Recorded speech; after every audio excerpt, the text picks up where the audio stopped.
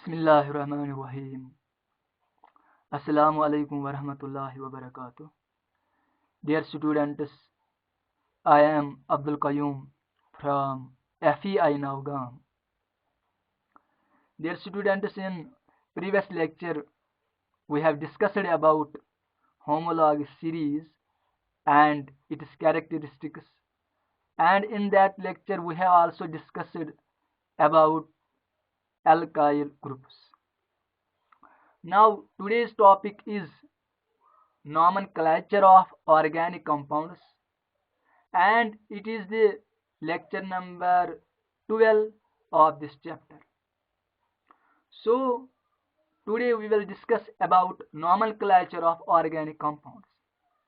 nomenclature of organic compounds का मतलब क्या है? इसका मतलब है कि ऑर्गेनिक कंपाउंड्स को नाम देना, यानी इनको हम कैसे नाम देते हैं, तो वही हम इस चैप्टर में डिस्कस करने जा रहे हैं कि नॉमेनक्लेचर का मतलब क्या है. Naming of organic system, organic compounds. ये एक सिस्टम होता है जिससे हम ऑर्गेनिक कंपाउंड्स को स्पेसिफिक नाम देते हैं. तो चलिए स्टार्ट करते हैं आज का topic, nomenclature of organic compounds. You should remember this that it is lecture number 12 of this chapter number 3, carbon and its compounds. Nomenclature means the system of naming organic compounds. Nomenclature का मतलब क्या है? System of naming organic compounds, यानी organic compounds को नाम देना.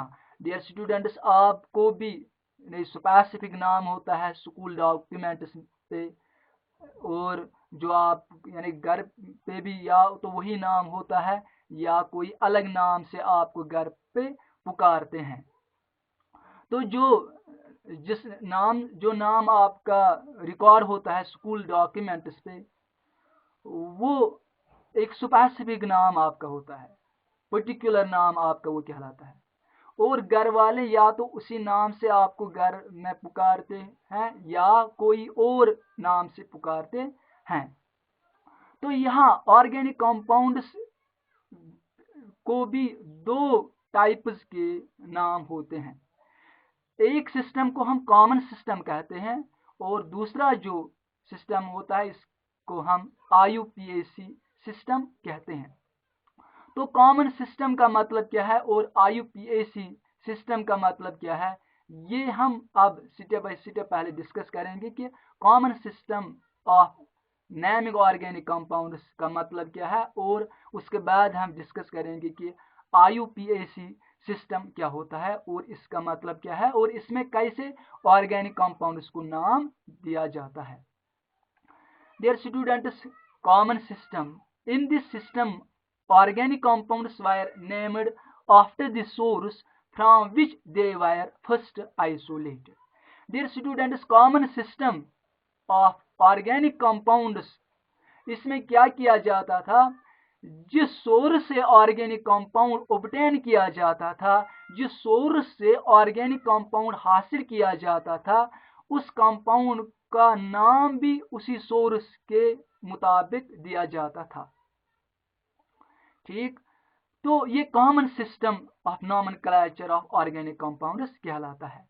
अब common system क्या होता है? कॉमन सिस्टम ऑफ नॉमेनक्लेचर का मतलब क्या है? इन this system organic compounds were named after the source from which they were first isolated. लेकिन हाँ, ये जो कॉमन सिस्टम है इसका दूसरा नाम है trivial system of nomenclature. Trivial system of nomenclature, trivial, TRIVIAL, trivial system of nomenclature, or simply we can say that common system of nomenclature. इसमें ऑर्गेनिक कंपाउंड्स को सोर्स के मुताबिक नाम दिया जाता था, जिस सोर्स से उसको पहले ऑब्टेन किया जाता था, आइसोलेट किया जाता था, तो अकॉर्डिंगली उस कंपाउंड को नाम दिया जाता था.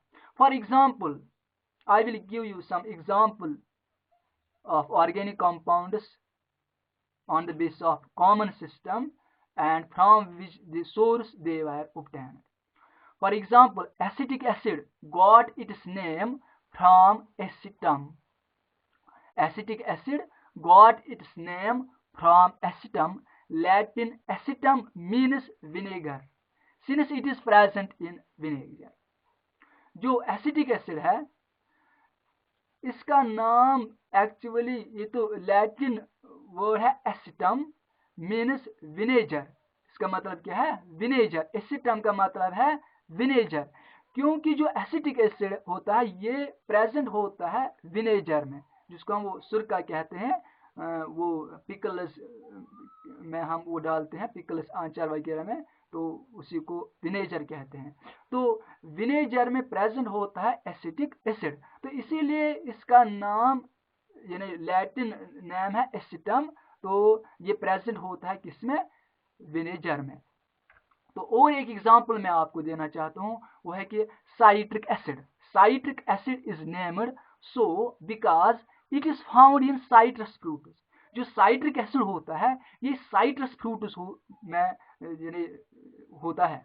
साइट्रिक एसिड किन फ्रूट्स में होता है? साइट्रस फ्रूट्स में, तो इसीलिए इसका नाम साइट्रिक एसिड दिया जाता है। तो ये कॉमन नाम है इसका। These names of organic compounds are called as common names or trivial names। ये जो नाम मैंने आपको यहाँ पे कुछ कंपाउंड्स के दिए, तो इनको कॉमन नेम्स भी कहते हैं और ट्राइवियल नेम्स भी कहते हैं। तो इस सिस्टम को ट्राइवियल सिस्टम और कॉमन सिस्टम ऑफ नॉमेनक्लेचर भी कहते हैं। और एक एग्जांपल मैं आपको देना चाहता हूँ। फॉर एग्जांपल, ये एग्जांपल यहाँ पे मैंने आपको मेंशन नहीं की, लेकिन आप ये नोट भी कर सकते हैं। For example, urea got its name since the compound was first obtained from the urine of mammals. जो यूरिया होता है, तो यूरिया का नाम इसलिए पड़ा क्योंकि ये ऑब्टेन किया जाता है from the urine of mammals. So I want to tell you like this. For example, urea got its name since the compound was first obtained from the urine of mammals। तो इसी तरह जो formic acid होता है, formic acid was derived from formicus। Latin formicus means red ants, since it is first obtained और it is present in red ant. जो formic acid होता है वो तो लैटिन में उसको फॉर्मिकस कहते हैं, क्योंकि वो रेड आंट्स में होता है। रेड आंट्स में क्या होता है? Formic acid. तो इसको लैटिन में फॉर्मिकस भी कहते हैं। फॉर्मिकस का मतलब है रेड आंट्स, तो रेड आंट्स में फॉर्मिक एसिड होता है। तो ये जो नॉमेनक्लेचर है, कॉमन सिस्टम ऑफ नॉमेनक्लेचर, इसके बहुत सारे ड्रॉबैक्स थे, क्योंकि एक जो जब बहुत सारे ऑर्गेनिक कंपाउंड्स ऑब्टेन किए जाते थे, तो फिर ये इनका नाम अकॉर्डिंग टू सोर्स याद रखना बहुत डिफिकल्ट हो गया। तो इसीलिए ये सिस्टम, ये जो common system of nomenclature organic compounds है, इसके बहुत सारे शॉर्टकमिंग्स हैं, बहुत सारे ड्रॉबैक्स हैं, क्योंकि फिर तो ऑर्गेनिक कंपाउंड्स एक से ज्यादा सोर्स से भी हम हासिल करते हैं, तो इसीलिए इसके बहुत सारे ड्रॉबैक्स हैं। तो और ये बहुत डिफिकल्टी फिर बाद में आई इनको याद रखना अकॉर्डिंग टू देयर सोर्स। तो इसीलिए new system of naming organic compounds, that system is called as IUPAC nomenclature of organic compounds और IUPAC सिस्टम। तो अब हम देखते हैं कि IUPAC सिस्टम क्या होता है। IUPAC की जो फुल फॉर्म है, यह है international union of pure and applied chemistry. In order to systematize the nomenclature of organic compounds, IUPAC system of nomenclature was introduced। यानी ऑर्गेनिक कंपाउंड्स को सिस्टमेटाइज्ड नाम देना, इन्हें एक तरतीब से इनको नाम दिया जाता ताकि ऑर्गेनिक कंपाउंड्स अच्छी तरह से याद भी रहें। तो इस सिस्टम को ये IUPAC सिस्टम कहते हैं, यानी एक तरतीब से ऑर्गेनिक कंपाउंड्स को नाम देना, इसी लिए IUPAC सिस्टम इंट्रोड्यूस किया गया। In order to systematize the nomenclature of organic compounds, IUPAC system of nomenclature was introduced. The most feature of this system is that any given molecular structure has only one IUPAC name. और इसका जो most important feature जो IUPAC system का है, इसका important feature क्या है, वो ये है कि जो भी ऑर्गेनिक कंपाउंड है तो उसका सिर्फ एक ही IUPAC नाम होता है, तो उसका सिर्फ एक ही IUPAC नाम होता है। तो IUPAC एक ही कंपाउंड को एक से ज्यादा नहीं होते हैं, तो ये यूनिक फीचर है इसका, एक इम्पॉर्टेंट फीचर है इसका, क्योंकि इससे तो फिर कंफ्यूजन नहीं होता है, क्योंकि जब ऑर्गेनिक कंपाउंड का एक ही नाम है हर कंट्री में फिर वही नाम दिया जाता है उस कंपाउंड को। अब ये वैरी नहीं होता है, जिस कंट्री में अभी हम देखेंगे किसी कंपाउंड का IUPAC नाम, वो हर कंट्री में उस कंपाउंड का वही नाम होता है। तो अब हम इसके ये जो IUPAC सिस्टम है, इसके हम जो पार्ट्स हैं वो हम देखते हैं। It consists of 3 main parts. जो IUPAC सिस्टम है इसके 3 पार्ट्स हैं। Number first word root, second is suffix, number 3 is prefix. Word root, suffix, prefix. अब देखते हैं वर्ड रूट क्या होता है। Word root it denotes the number of carbon atoms in the principal chain which is the longest chain of carbon atoms. Dear student, जब ये word root, suffix, prefix ये आपको जब मैं एग्जाम्पल्स आपको दूंगा तो उस वक्त ये आपको समझ में अच्छी तरह से आएगा, लेकिन डेफिनेशन यहाँ पे आपको याद रखनी है कि it denotes the number of carbon atoms in the organic compound. जो ये word root होता है, it denotes the number of carbon atoms. It is the basic name of the compound. ये denote करता है number of carbon atoms in the principal chain. वो principal chain क्या होती है? longest chain of carbon atoms. यानी जो longest chain बनेगी carbon atoms की, longest continuous chain जो बनेगी ऑर्गेन यानी कंपाउंड में, तो वो रिप्रेजेंट करती है वर्ड रूट। तो word root denotes the number of carbon atoms. अब यहाँ पे मैं यानी कुछ एग्जाम्पल से आपको यहाँ पे समझाता हूँ कि वर्ड रूट क्या होता है। फॉर ये नहीं, या आपने लास्ट लेक्चर में भी पढ़ा कि जब कार्बन नंबर 1 होता है तो उसके लिए, जब carbon number of carbon atoms एक कंपाउंड में एक ही होता है तो उसको मैथ कहते हैं। जब 2 होते हैं तो उसको एथ कहते हैं। ठीक, एथ नाम दिया जाता है ना पहले। तो यही जो मैथ, एथ, प्रॉप, यही वर्ड रूट्स कहलाते हैं। अब वर्ड रूट कार यहाँ पे देखिए आप, जो फर्स्ट कॉलम है कार्बन नंबर 1 2 3 4 5, ये नंबर ऑफ कार्बन एटम्स हैं कार्बन कंपाउंड में, चेन में। तो जब एक ही कार्बन एटम हो तो उसके लिए वर्ड रूट हम यूज करते हैं मैथ, जब 2 उसके लिए एथ, जब 3 उसके लिए प्रॉप, जब 4 उसके लिए ब्यूट, इसी तरह 5 के लिए पेंट, हेक्स के लिए, 6 के लिए हेक्स, 7 के लिए हेप्ट, 8 कार्बन के लिए ऑक्ट, यानी नंबर ऑफ कार्बन एटम्स अगर कंपाउंड में 8 हो तो उसके लिए हम ऑक्ट वर्ड रूट यूज करते हैं। तो अब जो सुफिक्स है, suffix it is of 2 types. Suffix जो होता है, suffix it is of 2 types. Number 1 is primary suffix and number 2 is secondary suffix. तो पहले देखते हैं कि प्राइमरी सुफिक्स क्या होता है। Primary suffix it indicates the type of bonds, single bond, double bond और triple bond. जो suffix होता है, ये जो primary suffix होता है, it indicates the, it denotes the type of bonds present in the organic compound. यानी organic compound में अगर सिंगल बॉन्ड हो वो रिप्रेजेंट करता है प्राइमरी सुफिक्स, अगर डबल बॉन्ड हो वो भी रिप्रेजेंट करता है प्राइमरी सुफिक्स, अगर ट्रिपल बॉन्ड हो वो भी रिप्रेजेंट करता है प्राइमरी सुफिक्स। तो इसका मतलब है primary suffix denotes whether the compound is saturated और अनसैचुरेटेड। अगर सैचुरेटेड हो तो कार्बन कार्बन एटम के बीच सिंगल बॉन्ड होता है, अगर अनसैचुरेटेड हो तो या तो उसमें डबल बॉन्ड हो या तो ट्रिपल बॉन्ड होता है। तो यहाँ पे आपको याद रखना है primary suffix it denotes the type of bonds whether single bond, double bond और ट्रिपल बॉन्ड। ये भी आपको याद रखना है, यहाँ पे सिंगल बॉन्ड अगर हो तो प्राइमरी सुफिक्स उसके लिए एन यूज होता है, अब यहाँ पे आपको क्लियर होता है, जब हमने एल्केन्स यानी सैचुरेटेड हाइड्रोकार्बन्स पढ़े, जब हमने उस लेक्चर में हमने डिस्कस किए हाइड्रोकार्बन्स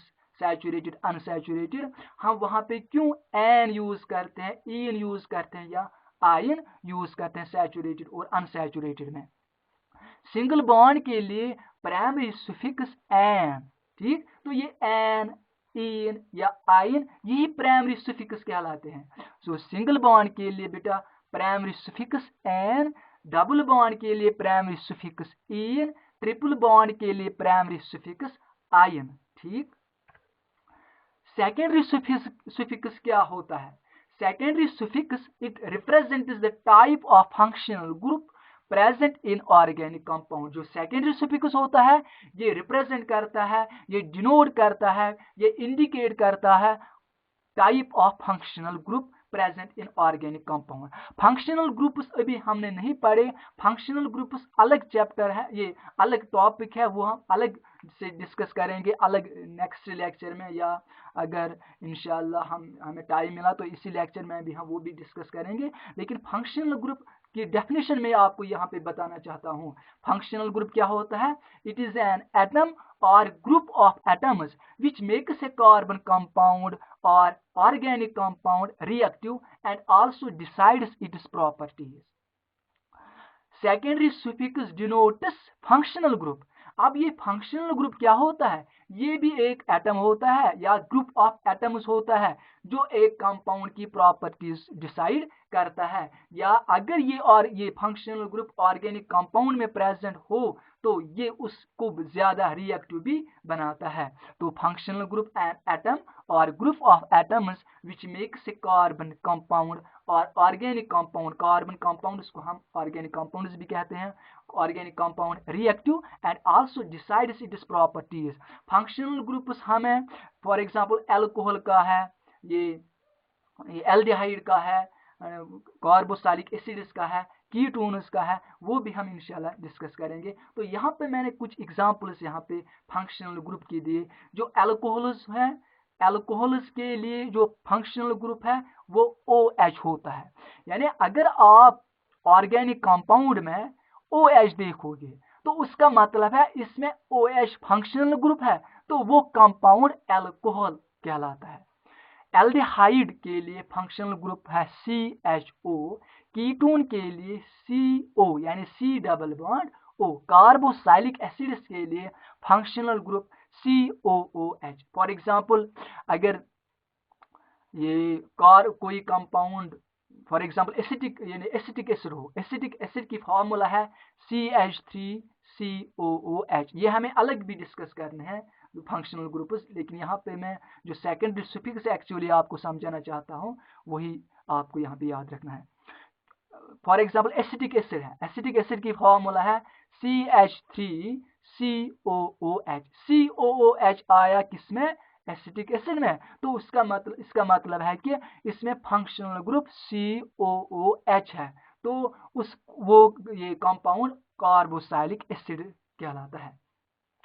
तो यहाँ पे अल्कोहल के लिए जो सेकेंडरी सुफिक्स यूज होता है वो ऑल होता है, OL ऑल। जब कंपाउंड में OH हो तो उसको हम सेकेंडरी सुफिक्स क्या यूज करते हैं? ऑल। अगर CHO हो तो उसका मतलब उसका जो सेकेंडरी सुफिक्स है वो अल, AL अल यूज करते हैं। अगर C डबल बॉन्ड O हो तो उसका मतलब है सेकेंडरी सुफिक्स ओन, उसके लिए यूज किया जाता है। अगर COOH हो तो उसके लिए ओइक एसिड, जैसे मेथानोइक एसिड, प्रोपेनोइक एसिड, ठीक है। ये हम यहाँ पे मैं सिर्फ आपको सेकेंडरी सुफिक्स समझाना चाहता हूँ, लेकिन ये जो alcohol, aldehyde, ketone, carboxylic acid ये हमें अलग भी पढ़ना है, ये अलग लेक्चर में इसके लिए आपको दूंगा। तो फिलहाल यहाँ पे आपको मैं समझाना चाहता हूँ secondary suffix. Secondary suffix denotes type of functional group, यानी अगर फंक्शनल ग्रुप OH हो तो सेकेंडरी सुफिक्स ऑल यूज करना है। अगर CHO हो तो सेकेंडरी सुफिक्स अल, AL। अगर C डबल बॉन्ड O तो उसके लिए ON, ONE ON। इसको ON पढ़ा जाता है लेकिन लिखने में ONE1, ठीक, ON इसको पढ़ा जाता है। ये इसके बाद अगर COOH हो तो उसके लिए oic acid secondary suffix use किया जाता है। इसके बाद जो नॉमेनक्लेचर में जो प्रीफिक्स है, प्रीफिक्स भी दो टाइप्स के होते हैं। Prefix two types, prefix is of two types, one is primary prefix and second is secondary prefix. अब हम देखते हैं कि प्राइमरी प्रीफिक्स क्या होता है। It is used to distinguish cyclic from acyclic compounds, open chain compounds. यानी last lecture में हमने डिस्कस किया कि फॉर एग्जाम्पल अगर ब्यूटेन हो, स्ट्रेट चेन C, ठीक, ब्यूटेन हो, तो अगर यानी ब्यूटेन उसको कहते हैं नॉर्मल ब्यूटेन, इसको हम स्ट्रेट ब्यूटेन को या स्ट्रेट पेंटेन को अगर वो ओपन चेन कहलाते हैं उसके लिए हम पेंटेन यूज करते हैं, लेकिन एन पेंटेन भी यूज कर सकते हैं। एन मीन्स नॉर्मल पेंटेन यानी स्ट्रेट चेन पेंटेन, या एन ब्यूटेन। एन ब्यूटेन का मतलब है कि नॉर्मल ब्यूटेन, नॉर्मल का मतलब है कि ये स्ट्रेट चेन वाला है, इसमें क्लोज रिंग नहीं है। लेकिन अगर यही butane in the form of ring हो तो उसके लिए हम यूज करते हैं साइक्लिक साइक्लो ब्यूटेन, या अगर पेंटेन रिंग फॉर्म में हो तो उसके लिए साइक्लो पेंटेन। इसी तरह अगर हेक्सेन क्लोज्ड फॉर्म में हो तो उसको हम यूज करते हैं साइक्लोहेक्सेन। इसी तरह साइक्लोहेप्टेन, साइक्लोओक्टेन। ये साइक्लो जो हम यूज करते हैं यही प्राइमरी प्रीफिक्स कहलाता है। I think you got this. Primary prefix क्या होता है? प्राइमरी प्रीफिक्स होता है कि ये हम यूज करते हैं वेदर कंपाउंड इज साइक्लिक और एसाइक्लिक। एसाइक्लिक का मतलब है कि स्ट्रेट चेन वाला, ओपन चेन वाला।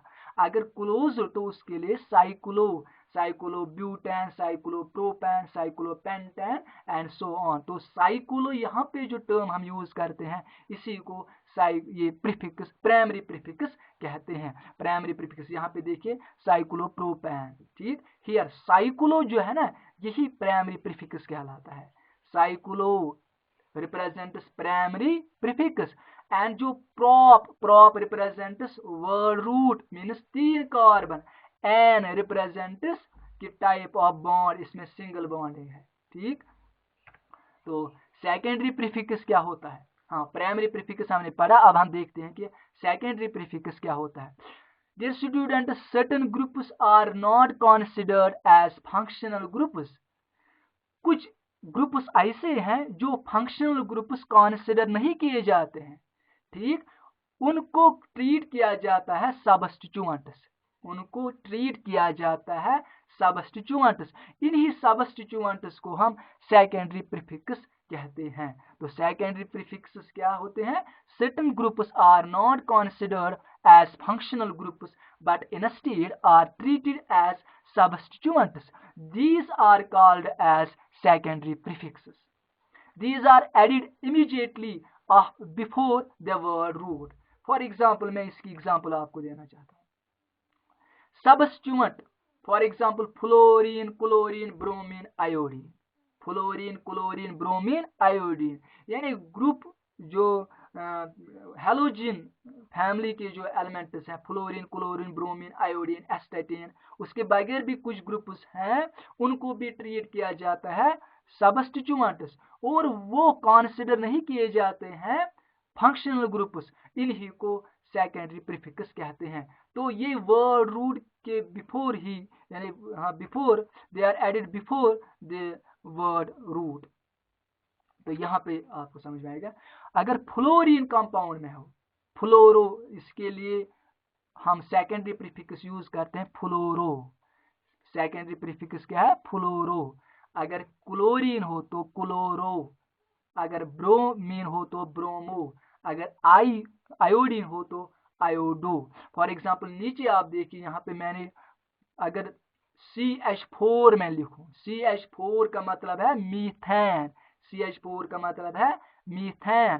तो यहाँ देखिए, यहाँ पे नीचे है CH3F, मीन्स एक हाइड्रोजन मीथेन से रिमूव हो गया, वहां पे फ्लोरीन ऐड हुआ तो CH3F, CH3F।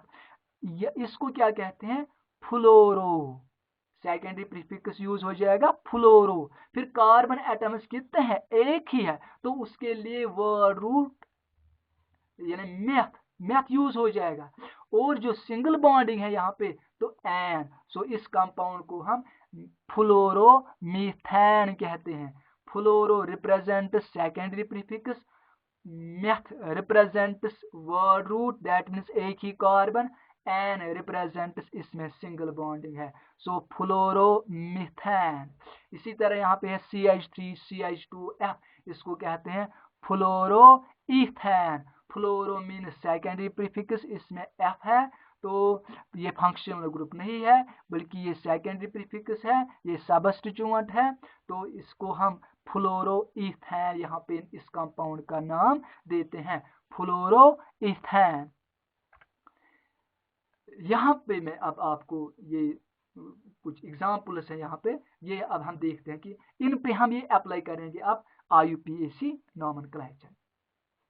यहाँ पे CH3 single bond CH2 single bond CH3 है, CH3 single bond CH2 single bond CH3।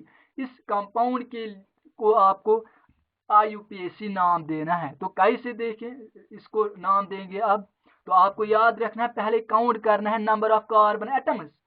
Number of carbon atoms इसमें कितने हैं, 3 है, 1 2 3, ठीक, इसमें 3 कार्बन एटम्स है। तो 3 कार्बन एटम्स के लिए जो वर्ड रूट यूज किया जाता है वो प्रोप, ठीक। तो अब आप देखते हैं कि कार्बन कार्बन एटम्स के बीच बॉन्डिंग सिंगल है, तो इसीलिए एन यूज हो जाएगा, तो इसीलिए इस कंपाउंड का नाम है प्रोपेन। प्रोपेन इसका IUPAC नॉमेनक्लेचर है, IUPAC नेम है प्रोपेन। तो दूसरा कंपाउंड आप यहाँ देखिए, CH3 single bond CH2 single bond CH2 single bond CH3।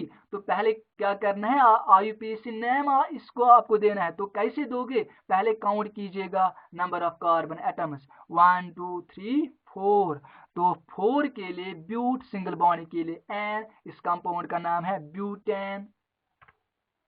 तो यहाँ पे अब देखिए, यहाँ पे और एक कंपाउंड मैंने दिया, यहाँ पे CH3 single bond CH single bond CH2। I repeat, CH3 single bond CH double bond CH2। तो यहाँ इस कंपाउंड का नाम है प्रोपीन। क्या नाम है, प्रोपीन। लेकिन मैंने इसको नंबरिंग राइट साइड से की, 1 2 3। क्यों राइट साइड से मैंने इसकी नंबरिंग की, वो इसीलिए क्योंकि जहां से डबल बॉन्ड नजदीक पड़ेगा वहीं से कार्बन एटम्स की नंबरिंग स्टार्ट करनी है।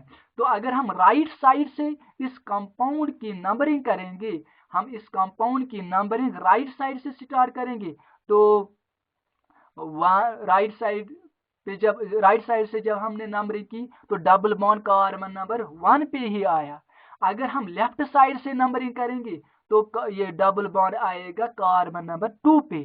तो रूल ये है कि जहां से डबल बॉन्ड नजदीक पड़ेगा तो वहीं उसी कार्बन से नंबरिंग स्टार्ट करने, that means double bond should get the lowest number.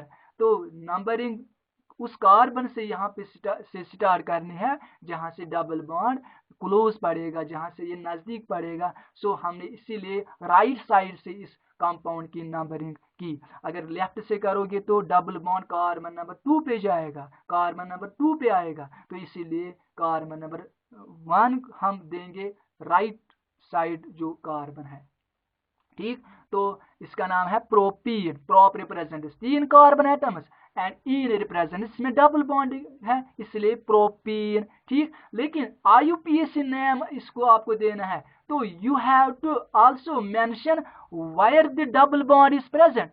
So prop, ठीक, प्रोप रिप्रेजेंट 3 कार्बन एटम्स, 1 जो है 1 रिप्रेजेंट्स की कार्बन नंबर 1 पे क्या है, ईन, डबल बॉन्ड कार्बन नंबर 1 पे है, तो इसीलिए प्रोप 1 ईन, प्रोप 1 ईन, प्रोप 1 ईन इसका IUPAC नाम है, ठीक। तो इसीलिए आपको याद रखना है। अब आपको क्या करना है, जहां से नजदीक पड़ेगा डबल बॉन्ड तो उसी कार्बन एटम से आपको उसी वहीं से आपको नंबरिंग स्टार्ट करनी है। तो prop 1 prop 1 तो सेकंड जो है इसका नाम है pant 2 ये पेंटीन है। ये क्या है? पेंटीन। लेकिन IUPAC नाम हमें इसको देना है क्योंकि हमें ये भी मेंशन करना है कि डबल बॉन्ड जहां पे है वो किस कार्बन पे है, डबल बॉन्ड किस कार्बन पे है, वो भी हमें इसमें मेंशन करना है, वो भी हमें रिप्रेजेंट करना है नाम है। सो इसका ये जो डबल बॉन्ड है पेंटीन में वो कार्बन नंबर 2 पे है, इसलिए पेंट फिर हाइफन करके लिखना होता है पेंट 2 पेंट का मतलब है इसमें 5 कार्बन एटम्स हैं, ठीक। 2 रिप्रेजेंट जो डबल बॉन्ड है, ये कार्बन, हाँ 2 represent double bond carbon number 2 पे है। अगर डियर स्टूडेंट्स हम इसकी नंबरिंग राइट साइड से करेंगे, अगर हम राइट साइड से नंबरिंग करेंगे तो जो डबल बॉन्ड है वो कार्बन नंबर 3 पे आएगा, तो आपको लिखना है पेंट 3 लेकिन रूल के according to IUPAC rule that you should start the numbering of carbon atoms where so that double bond gets lowest number, तो it is close to carbon number 2, यानी ये कार्बन नंबर 2 पे है। अगर right side से इस compound की numbering करेंगे तो वो कार्बन नंबर 3 पे हमें लिखना है, फिर पेंट 3 वो तो रॉन्ग है, वो इनकरेक्ट है, इसलिए पेंट 2 तो और एक कंपाउंड है ब्यूट 2 यहाँ पे चॉइस है। अगर आप नंबरिंग करोगे राइट साइड से तब भी वो डबल बॉन्ड कार्बन नंबर 2 पे आएगा, अगर लेफ्ट साइड से करोगे तो वहां से भी कार्बन नंबर 2 पे डबल बॉन्ड आएगा। तो आपको याद रखना है कि यहाँ पे चॉइस है ब्यूट 2 इसका नाम है। आप लेफ्ट साइड से नंबरिंग करोगे या राइट साइड से नंबरिंग करोगे, सो ब्यूट 2 और एक एग्जांपल मैंने यहाँ पे दी, लेकिन ये क्या है? पेंटाइन। इस कंपाउंड का नाम है पेंटाइन, लेकिन इसमें पेंट रिप्रेजेंट्स 5 कार्बन एटम्स, आइन रिप्रेजेंट्स ट्रिपल बॉन्ड, सो इसका नाम है पेंटाइन। अब आपको इसका नाम देना है according to IUPAC system. Carbon number 1 पे ट्रिपल बॉन्ड है, ठीक, तो इसीलिए नाम में ये आएगा इसका pent 1 yne, pent hyphen 1 yne, pent 1 yne, ठीक। तो ये आपको याद रखना। अगर हम लेफ्ट साइड से इसकी नंबरिंग करेंगे तो वो का 1 2 3 4 वो ट्रिपल बॉन्ड कार्बन नंबर 4 पे फिर आएगा, तो इसीलिए नंबरिंग हमें राइट साइड से करनी है, तो पेंट 1 आयन, ठीक। तो और एक कंपाउंड है यहाँ पे, इसमें ट्रिपल बॉन्ड भी है और डबल बॉन्ड भी है, तो आप उस वक्त नंबरिंग कैसे करोगे? अगर ट्रिपल बॉन्ड भी कंपाउंड में हो और डबल बॉन्ड भी कंपाउंड में हो तो आप इस कंपाउंड का नाम कैसे दोगे? आपको उस कार्बन से स्टार्ट करना है, उस साइड से, यानी लेफ्ट या राइट, उस साइड से आपको नंबरिंग करनी है जहां से डबल बॉन्ड नजदीक पड़ेगा या ट्रिपल बॉन्ड नजदीक पड़ेगा, ठीक, वहां से आपको स्टार्ट नंबरिंग करनी है। तो यहाँ पर भी चॉइस है। अगर आप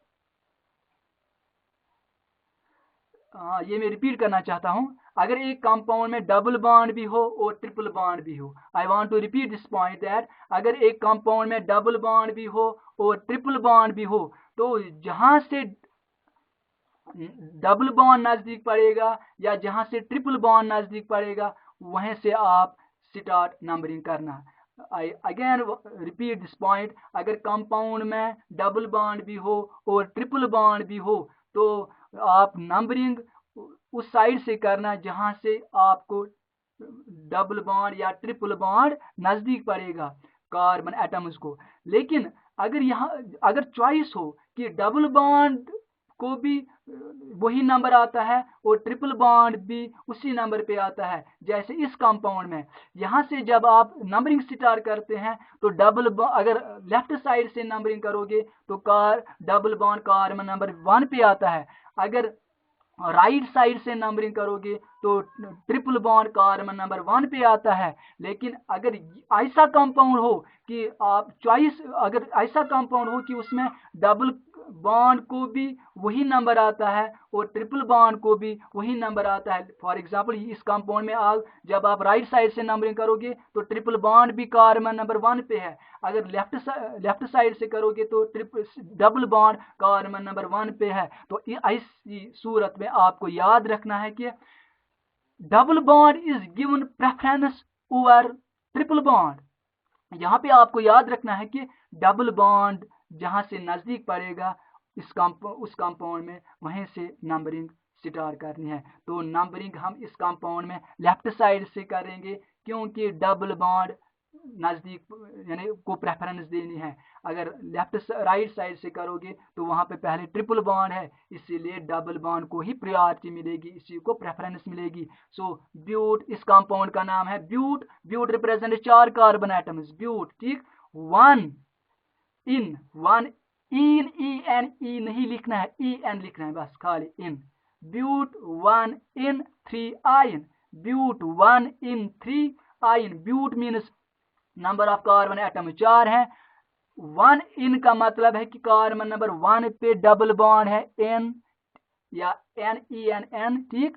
और 3 represents triple bond carbon number 3 पे है yne, 3 yne. So but 1 in 3 ion, but 1 in 3 ion।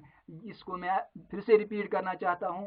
अगर डियर स्टूडेंट्स डबल बॉन्ड भी कंपाउंड में हो और ट्रिपल बॉन्ड भी कंपाउंड में हो, जहां से नजदीक पड़ेगा, चाहे डबल बॉन्ड नजदीक पड़ेगा या ट्रिपल बॉन्ड नजदीक पड़ेगा, वहीं से नंबरिंग स्टार्ट करनी है। लेकिन अगर डबल बॉन्ड को भी नंबर वन पे हो और ट्रिपल बॉन्ड भी नंबर 1 पे ही हो, तो आप उस वक्त याद रखना डबल बॉन्डिंग से ही स्टार्ट नंबरिंग करनी है, क्योंकि जहां से डबल बॉन्ड नजदीक पड़ेगा।